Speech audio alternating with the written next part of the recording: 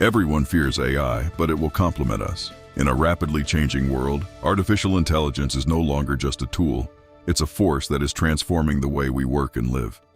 We hear about robots replacing jobs, but what's the reality?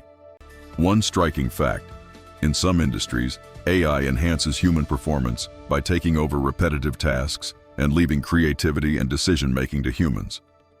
As AI advances, new opportunities emerge. Jobs that didn't exist before are appearing, focused on human-machine collaboration. Experts estimate that by 2030, AI could create 133 million new jobs worldwide. Meanwhile, it will replace 75 million obsolete roles. This isn't just a replacement, it's an evolution. Instead of losing jobs, we're promoting more rewarding and stimulating careers. The key takeaway?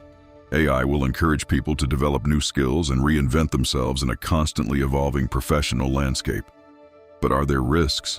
Yes, real ethical challenges are emerging around privacy and data security. In this new ecosystem, a crucial question arises. Who is responsible for the decisions made by AI? The ultimate revelation: AI isn't here to replace us, but to propel us toward a future where humans and machines work hand in hand.